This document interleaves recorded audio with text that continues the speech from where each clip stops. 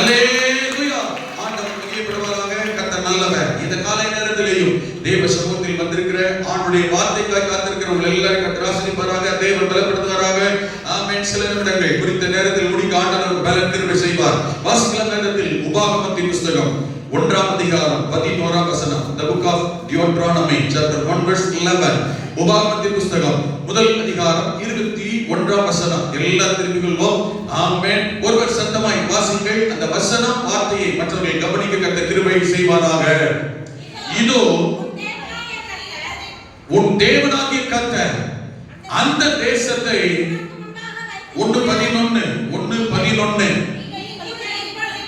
நீங்கள் இப்பொழுது இருக்கிறதை பார்க்கிலும் 1000 மடங்கு அதிகமாகும்படி உங்கள் பிதாக்களின் தேவனாகிய கர்த்தர் உங்களுக்கு சொல்லியபடியே உங்களை ஆசீர்வதிப்பாராக. வலது கரத்தை உயர்த்தி அல்லேலூயா அல்லேலூயா ஆமென்.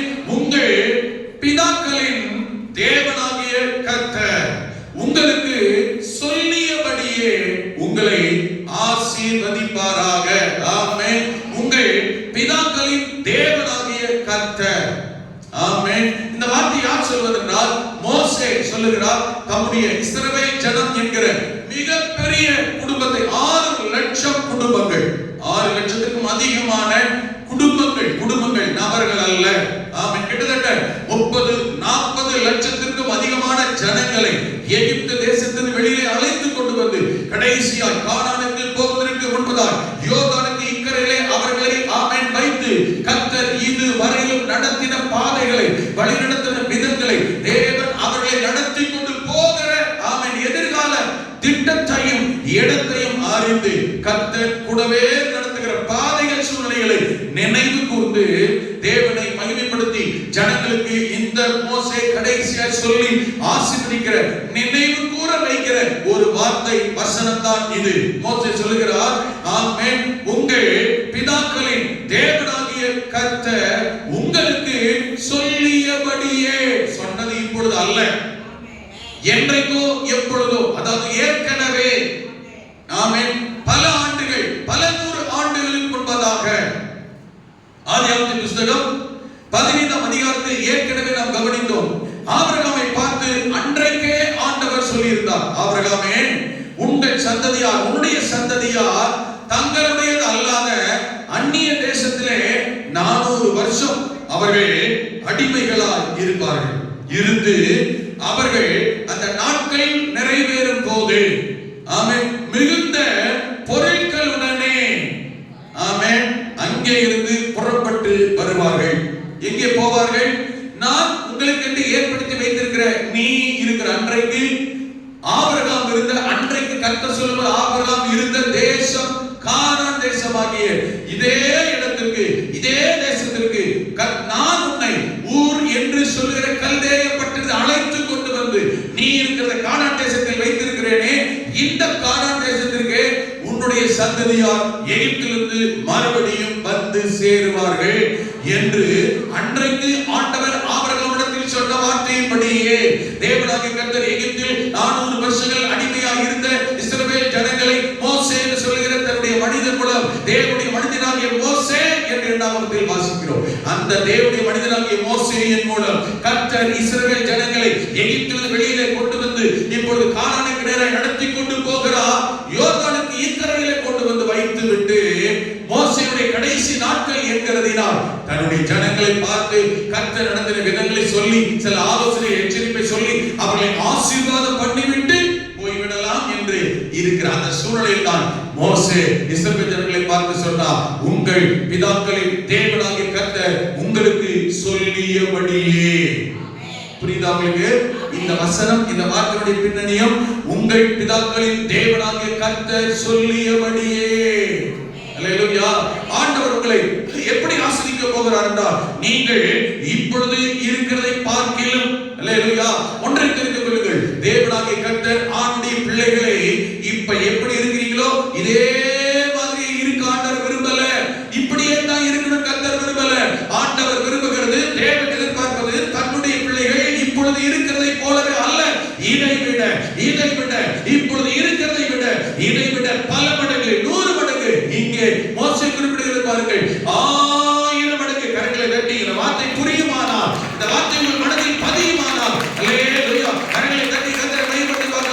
இப்பொழுது இருக்கிறதை பார்க்கிறோம். ஹalleluya. இப்ப என்ன நிலைமையில் இருக்கிறீங்க? என்ன தேவையில் இருக்கிறீங்க? அவன் என்ன எதிர்பார்ப்பில் இருக்கிறீங்க? எதை செய்ய விரும்புறீங்க? எப்படி நடக்கணும்? எதை கர்த்தர் தரணும் நினைக்கிறீங்களோ இப்பொழுது இருக்கிறதை போலவே அல்ல. உங்கள் வேலை மாறும். ஆமென். உங்கள் வருமானம் மாறும். உங்கள் சுகம் மாறும். உங்கள் குடும்பத்தின் எல்லை மாறும். ஹalleluya. உங்கள் ஆசீர்வாதத்தின் எல்லை மாறும். குடும்பத்தின் எல்லை மாறும், பெருகும். எப்படி பெருகும் தெரியுமா? இப்பொழுது இருக்கிறதை பார்க்கிறோம் 1000 மடங்கு சுகத்திலும் பலத்திலும் ஆரோக்கியத்திலும் ஆசீர்வாதத்திலும் தேவன் உங்களை வளர்ந்து பெருக செய்வாராக. கரங்களை உயர்த்தி ஹalleluya. ஆமென், ஆமென். Praise God. மோசே குறிப்பிடுகிறதை சற்றே ஆழமாய் கவனித்து பாருங்கள். கர்த்தர் உங்களை ஆசீர்வதிப்பார். ஆமென். எப்படி ஆசீர்வதிப்பார் என்று அங்கு குறிப்பிடுகிறார் மோசே. கவனிங்கள். எப்படி ஆசீர்வதிப்பாரா? 1000 மடங்கு. ரைட். ஆமென். அந்த 1000 மடங்கு ஆசீர்வாதத்தை எதன் நிமித்தம் அல்லது எதனால் கர்த்தர் தருவேன் என்று சொல்லுகிறார். ஏன் தருவார் 1000 மடங்கு? எதனால் கர்த்தர் தருவாரா? உங்கள் பிதாக்களின் தேவனாகிய கர்த்தர் சொல்லி இருந்தபடியே. ஹalleluya. எதனால் கர்த்தர் செய்வாரு? சொன்னதினால், சொல்லி இருந்ததினால். நான் சொல்றது புரியுது? அவர் சொன்னதினால், சொல்லி இருக்கிறதினால் அப்படியே செய்வார். ஹalleluya. ஆமென். எப்ப சொன்னாரு? எப்பொழுதோ சொன்னார். சரியா? என்றைக்கோ சொன்னார். ஓகேயா? உங்களுக்கு புரியுதா? எப்போ சொன்னாரு? அன்னைக்கே சொன்னார். அப்பவே சொன்னார். சரி. அப்ப சொன்னத இப்ப செய்யறாருன்னா என்ன அர்த்தம்? அப்ப சொன்னத இன்னைக்கு இப்போ இந்த நாட்கள்ல கர்த்தர் செய்கிறார் என்றால் என்ன அர்த்தம்? அப்ப அன்னைக்கு சொன்னத இன்னைக்கு கர்த்தர் நினைக்கிறார் அர்த்தம். அன்னைக்கு சொன்னதை கர்த்தர் மறக்கலன்னு அர்த்தம். அந்த பல நூறு ஆண்டுகளுக்கு முன்ன சொன்னதை கர்த்தர் மறக்கலன்னு அர்த்தம். அப்ப அன்னைக்கு சொல்ற கர்த்தர் நினைக்கிறார் அர்த்தம். அன்னைக்கு சொல்ற கர்த்தர் இன்னைக்கு நினைக்கிறார் அர்த்தம். கர்த்தர் நினைக்கிறார் என்றாலே அவர் ஆசீர்வதிப்பார் என்ற அர்த்தம். கர்த்தர் சொன்னதை நினைத்து விட்டால் ஆசீர்வாதம் வருகிறது. கர்த்தர் சொன்னதை நினைத்து விட்டால் நன்மை வருகிறது. அதைத்தான் மோசே இஸ்ரவேல் ஜனங்களுக்கு சொல்லி காண்பிக்கிறார். இஸ்ரவேல் ஜனமே, தேவனுடைய பிள்ளைகளே, கர்த்தருடைய பிள்ளைகளே, அழைக்கப்பட்டவர்களே, வேறு பிரிக்கப்பட்டவர்களே, அடிமைத்தனத்தில் எகிப்தில் வெளியிலே கொண்டு வரப்பட்டவர்களே, ஆனால் பரலோகத்தில் நீராய் நடத்தப்பட்டு கொண்டிருக்கிறவர்களே, உங்களை கர்த்தர் கைவிட மாட்டார். அழைத்தவர் கைவிட மாட்டார். நடுவழியிலே நிறுத்திவிட்டு போய்விட மாட்டார். மோசே சொல்கிறார், நான் உங்களை விட்டு போகலாம். ஆமென். யாருக்கு கர்த்தர் வாக்கு போடாரோ அந்த பிதாக்களும் இல்லாமல் போய்விடலாம். ஆனால் சொன்ன கர்த்தர் அவர் மாறவில்லை. இன்றைக்கு இருக்கிறார், நேற்று இருக்கிறார், இன்று இருக்கிறார், நாளை இருக்கிறார். ஆண்டவர் என்றென்றைக்கும் மாறாத தேவனாய் தலைவரை தோறும் ஆசீர்வதிக்கிற ஆண்டவராய் இருக்கிறார். சொல்லியபடியே. ஆமென். அப்ப சொல்லியபடியே நடக்குதுன்னா சொன்னதை நினைக்கிறதுனால நடக்குது. கர்த்தர் சொன்னதை கர்த்தர் நினைக்கிறதுனால நடக்குது. கர்த்தர் நினைத்தால் ஆசீர்வாதம் வரும். சொல்லி பாருங்க. கர்த்தர் நினைத்தால் ஆசீர்வாதம் வரும். கர்த்தர் நினைத்தால் எனக்கு உயர்வு வரும். அல்லேலூயா. கடந்த முறை ஆபிரகாமை குறித்து நாம் கவனித்தோம். ஆபிரகாமை குறித்து. ஆமென். ஆபிரகாமை கர்த்தர் ஆமென் ஆதியாகமம் 15 சொன்னது யாத்திராகமம் 12 அதிகாரத்திலே தேவன் அதை அப்படியே நிறைவேற்றி முடித்தார். அல்லேலூயா. அந்த ஆபிரகாமை கர்த்தர் சொல்றார். யாத்திராகமம் 2 அதிகாரத்திலே வாசிக்கும் சொல்லப்பட்டிருக்கிற கடைசி வசனங்களிலே கர்த்தர் தான் ஆபிரகாமோடும் ஈசாக்கோடும் யாக்கோபோடும் செய்த உடன்படிக்கையை நினைவு கூர்ந்து. ஆபிரகாமோடு செய்த உடன்படிக்கை போன முறை நம்ம கவனிச்சிட்டோம். ஆமென். அவனை தொடர்ந்து ஈசாக்கோடு கர்த்தர் உடன்படிக்கை செய்து. ஆதியாகமம் 26 2 முதல் 4 வசனங்களை வாசிக்கும் பொழுது, ஆதியாகமம் 26ல 2 முதல் ஆமென் அந்த 6 வசனங்களை வாசிக்கும் பொழுது கர்த்தர் ஈசாக்கிடத்திலே போய் சொன்னார், ஈசாக்கே, அவனுக்கு தரிசனமாக சொல்லி, நீ எகிப்துக்கு போகாமல் நான் உனக்கு சொல்லும் தேசத்திலே குடியிரு. இந்த தேசத்தில் வாசம் பண்ணு. நான் உன்னோட கூட இருந்து உன்னை ஆசீர்வதிப்பேன். நான் உனக்கு உன் சந்ததிக்கு இந்த தேசங்கள் யாவையும் தந்து உன் தகப்பனாகிய ஆபிரகாமுக்கு நான் இட்ட ஆணையை நிறைவேற்றுவேன். ஆபிரகாம் என் சொல்லுக்கு கீழ்ப்படிந்து என் விதிகளையும் என் கற்பனைகளையும் என் நியமங்களையும் என் பிரமாணங்களையும் கைக்கொண்ட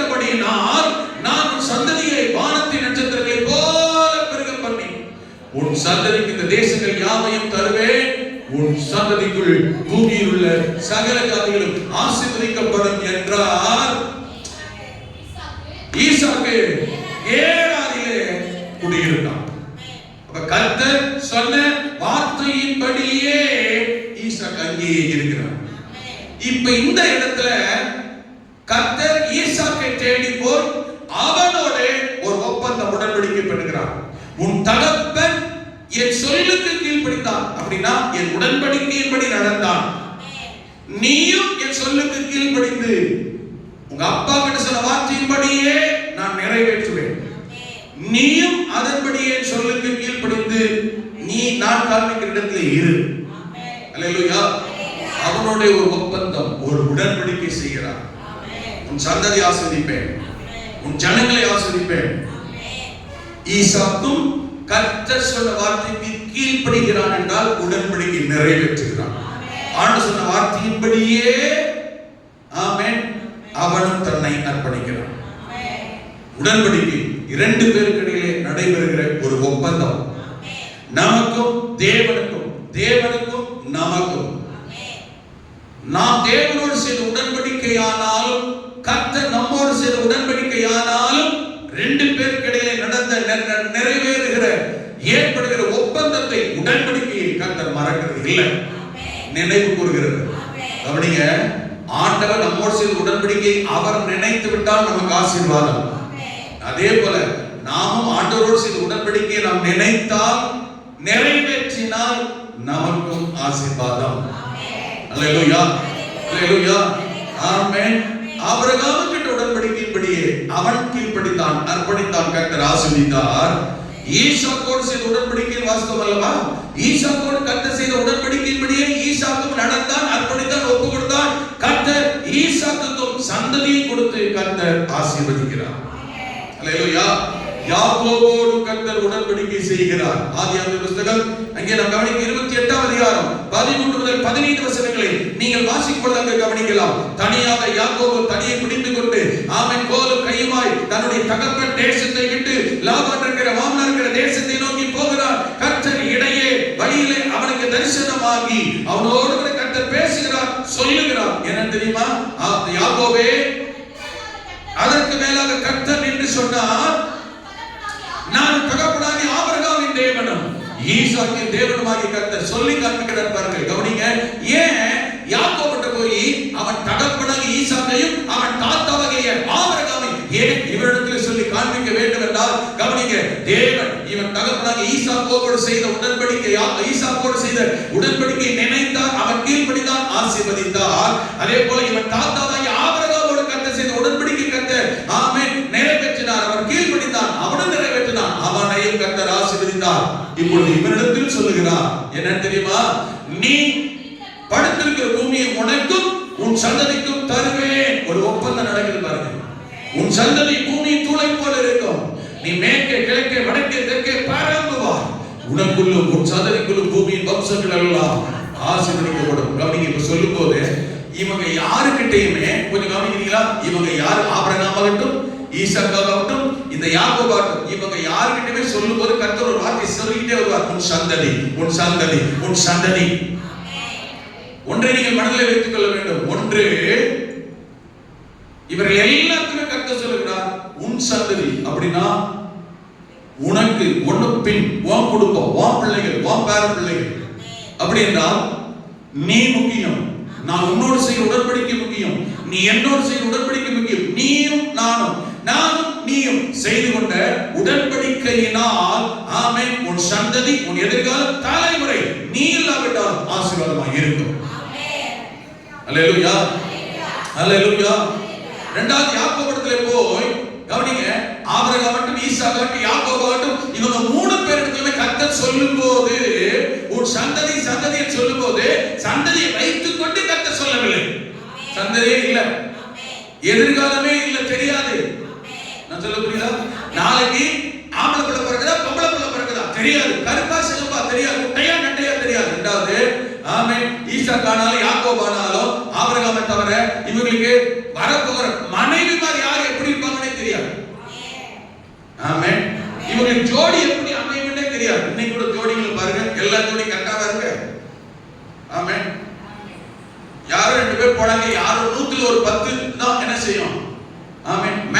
படிச்சதுவாங்க. மத்தது பார்த்தா உங்க வீட்டுக்காரரா, காணாத கண்டது போல, பார்க்காத பார்த்து போல, உலக அதிசயத்துல எட்டாவது போல கேட்பாங்க. ஆமென். ரெண்டு பேரும் சம்பந்தமா இருக்காரு, பொருத்தமா இருக்காரு. ஆமென். இவரை பார்த்தா பூசணிக்காய் மாதிரி இருப்பாரு, இதை பார்த்தா கொத்தவரங்காய் மாதிரி இருக்கும். பாத்தீங்களா? ரெண்டு பேரும் இப்படித்தான். இந்த அம்மா போறப்ப ஃபுல் பூச்சில போச்சு. அவர் யாரா 4 பேர் வந்து தூக்கி விடுறது. ஆனா கேட்டா யார் சொல்லுவாங்க? கணவன் மனைவி. சில நேரத்தில் ஆளை பார்த்தீங்கன்னா இவர் ஒற்றை குச்சி மாதிரி இருப்பாரு, அதை பார்த்தீங்கன்னா விளக்கமாத குச்சி மாதிரி இருக்கும். பாத்தீங்களா? ஆமென். சிலது பார்த்தா சூரியனமா இருக்கும், சிலது பார்த்தா என்ன தெரியுமா? அமாவாசமா இருக்கும். ஆமென். சம்பந்தமே இருக்காது, சொன்னாதான் தெரியும். அப்படியா அப்படின்னு கேட்கிற மாதிரி இருக்கும். அல்லேலூயா. இதெல்லாம் அந்த காலம். இது நான் சொல்ற அந்த காலத்து ஜோடி. இந்த காலத்து ஜோடினா பார்க்கறதே கிடையாது. ஆமென். ஃபேஸ்புக்ல வந்து லவ் பண்ணிருக்கான் ரெண்டு பேரும். ஃபேஸ் இல்லாத புக்கு பார்க்காத. இந்த ஃபேஸ்புக், ட்விட்டர், என்ன தூக்கு இதெல்லாம் கேட்டு ஏமாறுறது தான் எனக்கு அதிகம். பயங்கரமான ஏமாற்றம். பார்க்கறது கிடையாது. இப்போ அதையும் தாண்டி அட்வான்ஸா வந்திருக்கு சாட் ஜிபிடி. ஆமென். அதையும் தாண்டி இப்போ ஏஐன்னு ஒன்று வந்துருச்சு. ஆமென். நீங்க இப்போ நம்ம கிட்ட இருந்த வசதிகள்ல நீங்க நினைச்சீங்கன்னா நான் 16 வயசுல எப்படி இருந்தேன்னு உங்க முன்னாடி 16 வயசுல இருந்தே பேச முடியும் இன்னைக்கு. ஆமென். நான் பார்க்க சைக்கிமா பாஸ்டர். ஆமென். சைக்கிள் மாதிரி ஆக்கிருப்பாங்க. அல்லேலூயா.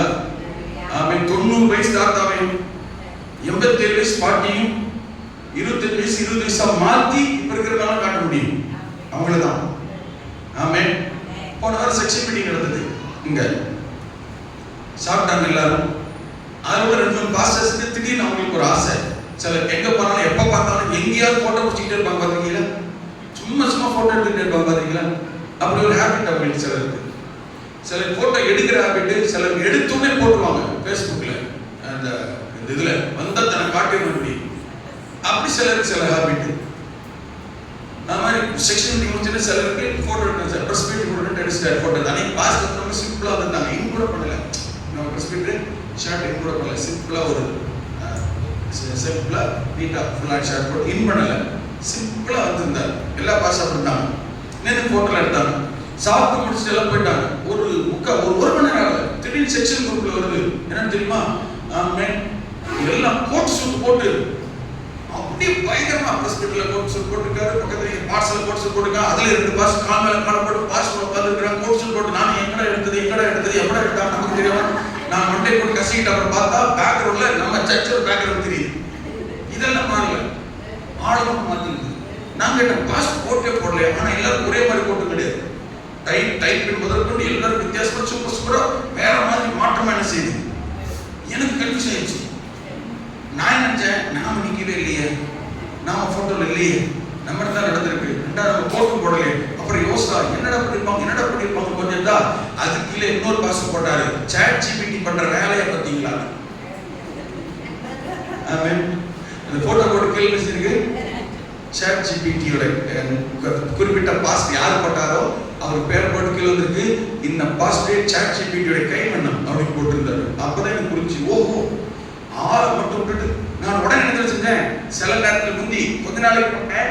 இப்போ நான் கோட்டு போடுற மாதிரி போட்டோ விடுனா இந்த கழுத்தை மட்டும் விட்டுட்டு கோட்டை மாத்திடுவாங்க. ஆனா தெரியும், துண்டா தெரியும் இந்த கழுத்துக்கு ஜாயின் பண்ணிட்டு. இப்போ நான் உடனே ஆழமா கவனிச்சேன். உடனே ஜூம் பண்ணி பார்த்தா அந்த பாஷோட கை எல்லாம் ஒரிஜினல் தானு பார்த்தா ஆமா அவரோட நாடி நரம்பெல்லாம் தூக்கிட்டு இருக்கு. அதெல்லாம் கரெக்ட். ஆனா ட்ரெஸ் ஷூலாம் பார்த்தீங்கன்னா சும்மா அப்படியே மாறி ஒரு 0.1% கூட மாற்றம் கிடையாது. கண்டுபிடிக்க முடியாது. அப்படியே பயிரை தச்சு தான். ஆமென்.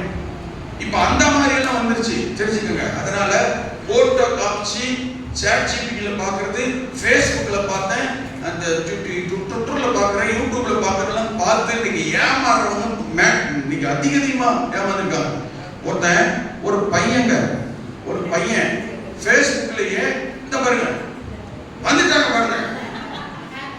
ஏதோ அவங்க விளையாடுறத பாருங்க. எல்லாரும் போட்டு ஒரே மாதிரி இருக்க பாத்தீங்களா? டை வேற, பின்னு வேற, ஆள் வேற, சைஸ் வேற. இவங்களோட ஒரிஜினாலிட்டி நீங்க பாத்துறீங்கன்னு வச்சுக்கோங்க. ஆமென்.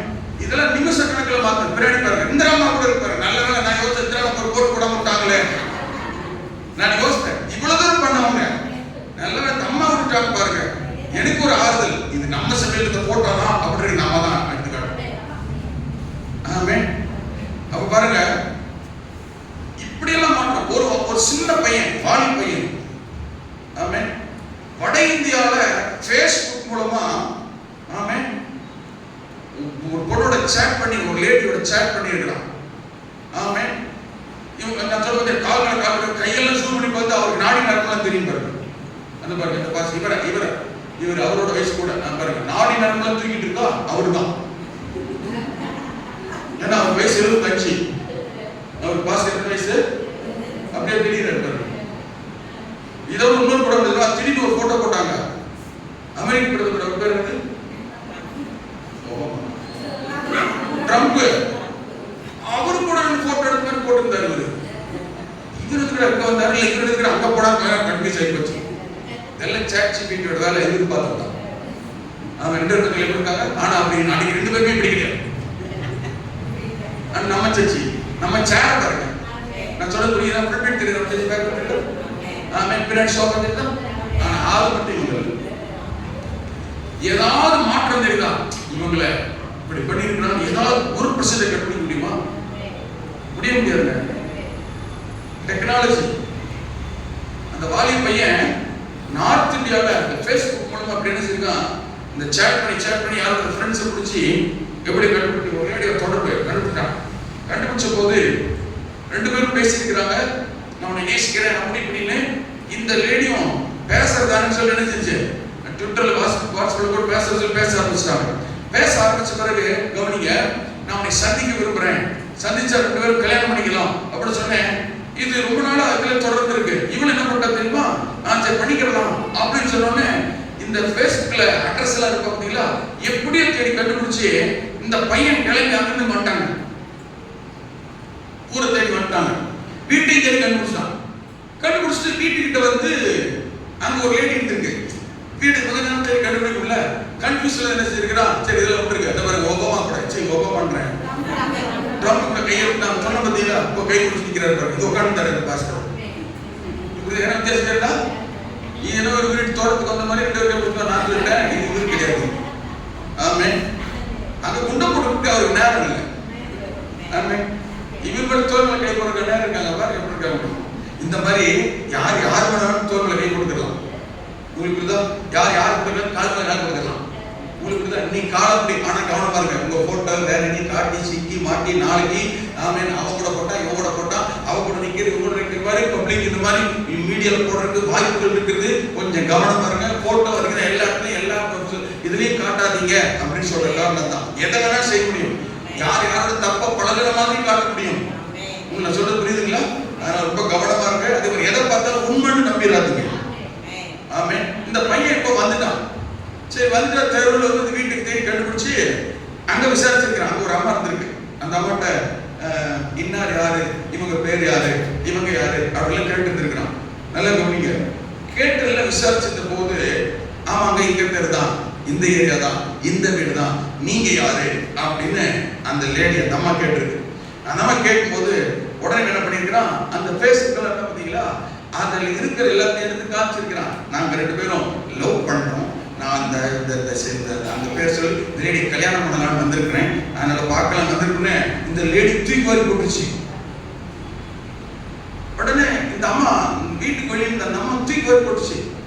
இல்ல அப்படியெல்லாம் ஒண்ணும் இல்ல, ஆச்சா பூச்சி ஆடை அப்படின்னா அங்கிருந்து அதுக்குள்ள 2 பேர் வந்துட்டாங்க. அந்த பக்கத்துல வந்த உடனே என்ன ஏதுன்னு யாரோ வந்து யார்கிட்ட பேசிக்கிறாங்க அப்படின்னு சொல்லி என்ன கேட்டு தெரிஞ்சு விசாரிச்சா இந்த அம்மா அவனு சண்டை போடுற மாதிரி அப்படி பேசிக்கிட்டு இருந்திருக்கு. இந்த லேடி இந்த அம்மா ஒரு 40-50 வயசு இருக்கும். இந்த அம்மா சண்டை போட்டு இருந்து கொஞ்சம் இதான் பேசிக்கிட்டு காலத்து அனுபவத்தில் விசாரிச்ச போது நல்லா கவனிங்க, இவனுக்கு அது வரைக்கும் புரியல. விசாரிச்சு பேசிக்கிட்டு இருக்கு இந்த பையனை இந்த அம்மா நெக்லெக்ட் பண்ணிக்கிட்டே இருக்கு. அதாவது என்ன உதாசீனப்படுத்திக்கிட்டே இருக்கு, அவன் போயிடணும்ட்டு. இவன் அதெல்லாம் இல்ல, இவன் அங்கிருந்து வெறியோட வந்திருக்கான் கல்யாணம் பண்ணணும் அப்படின்னு. கடைசியில் அக்கப்பட்டு வந்து விசாரிச்சு பார்த்தா இவன் தேடி வந்த Facebookல லவ் பண்ண பொண்ணு தான் இந்த விளக்கு மாத்த கட்ட. இது வாசல் பண்ணிக்கிட்டு இருக்கு. அம்மா வரும்போது அதான்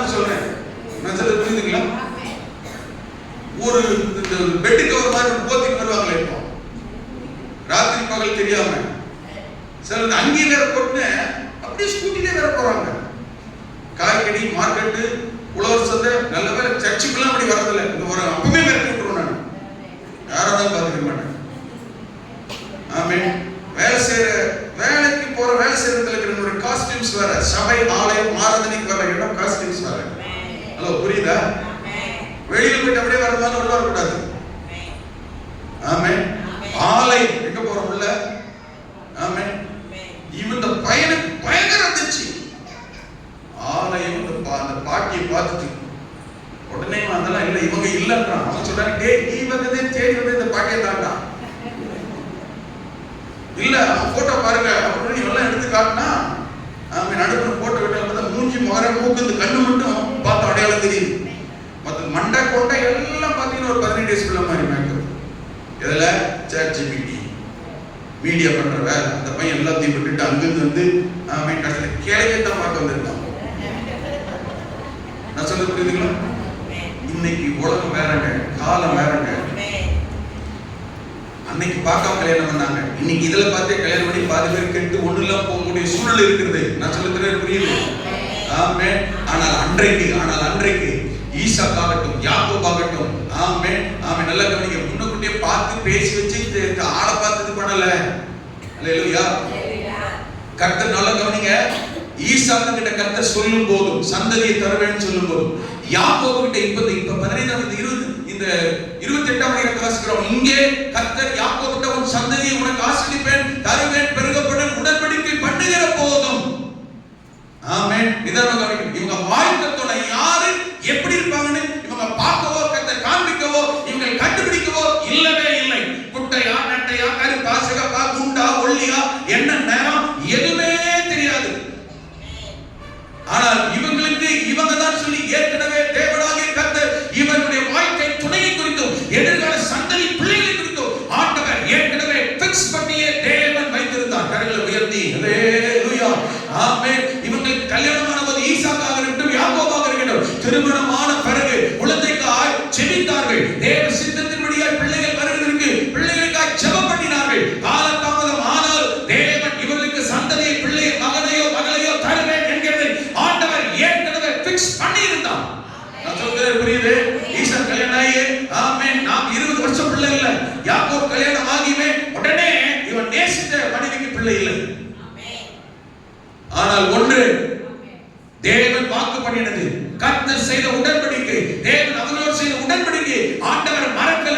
தருவேன் செய்வேன் என்று சொன்னதை கர்த்தர் மறந்து விடவே இல்லை.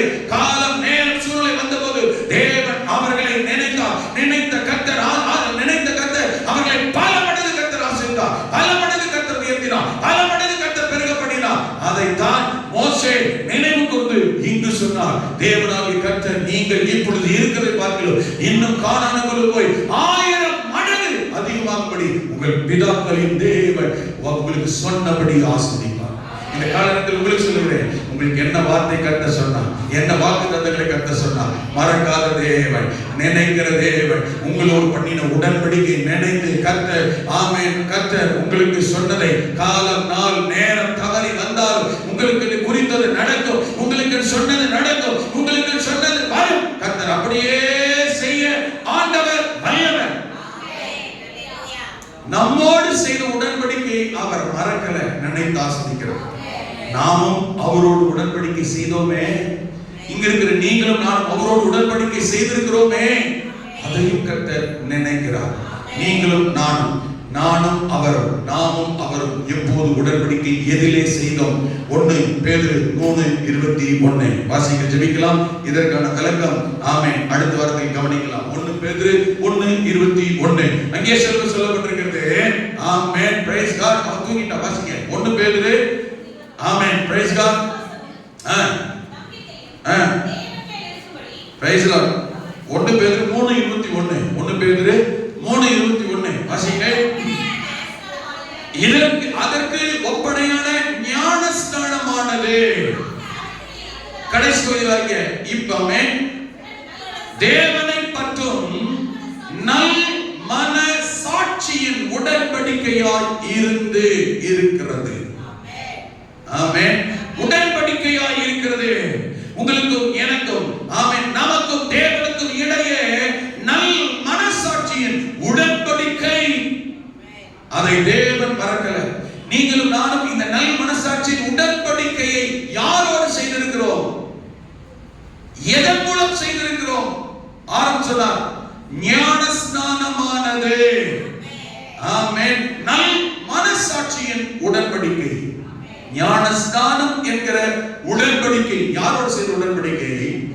ஆமென். நம்முடைய தேவனோடு நாம் செய்த உடன்படிக்கை, அவர் நம்மோடு செய்த உடன்படிக்கை. காரணம், ஞான ஸ்நானம் என்கிற தண்ணீரில் மூழ்கி எடுக்கிற பிதா குமாரன் பரிசுத்த ஆவியானவருடைய திரியேகத்துவ நாமத்தில் மத்தேயு சுவிசேஷம் 28ஆம் அதிகாரம், ஆமென், 18, 19, 20 வசனத்தின்படி நீங்கள் புறப்பட்டு போய் சகல ஜாதிகளையும் சீஷராக்கி பிதா குமாரன் பரிசுத்த ஆவியானவருடைய நாமத்தினாலே ஞானஸ்நானம் கொடுத்து நான் உங்களுக்கு உபதேசித்த யாவையும் அவர்கள் கைக்கொள்ளும்படி, ஆமென், அவர்கள் உபதேசம் பண்ணுங்கள் கட்டளையிட்டார். சொன்னவர் யாரு? அவன் ஞானஸ்நானம் கொடுத்தா, இவன் ஞானஸ்நானம் கொடுத்தா, அவன் ஞானஸ்நானம் எடுக்கல, இவன் ஞானஸ்நானம் எடுக்கல, தேவையில்லை. இதான் சொன்னது யாரு? நான் இயேசுவை தான் ஆராதிக்கிறேன், கர்த்தரை தான் ஆராதிக்கிறேன், இயேசுவை தான் விசுவாசிக்கிறேன் என்றால், இயேசுவை விசுவாசிக்கிற யாரா இருந்தால், இயேசுவை ஆராதிக்கிற யாரா இருந்தால், இயேசு என்ன சொன்னாரோ, எவன் செஞ்சானோ இல்லையோ, நாம செய்ய வேண்டும். எத்தனை பேர் புரியுது? அவரோடு செய்கிற உடன்படிக்கை அதுதான். அல்லேலூயா, அல்லேலூயா. இந்த ஞானஸ்நானத்தில் அவரோடு நாம் செய்த உடன்படிக்கை தேவன் நினைக்கிறார். ஆமென். ஞானஸ்நானத்தின் மூலம் அவரோட என்ன உடன்படிக்கை செய்தோம், எதை கர்த்தர் நினைக்கிறார், அடுத்த வாரத்தில் கவனிப்போம். அதனால நமக்கு ஒரு நன்மை ஆசீர்வாதம் என்ன? உடன்படிக்கை நினைத்து இப்பொழுது இருக்கிறதை பார்க்கலாம் 1000 மடங்கு ஆசீர்வதிக்கிறவர். ஆசீர்வதிப்பதாக. கண்களை மூடி கரங்களை உயர்த்தி, அல்லேலூயா, கண்களை மூடி வலது கரத்தை உயர்த்தி, ஆண்டவரே, உடன்படிக்கை நினைவு கூறுகிற தேவனை ஆசீர்வதி.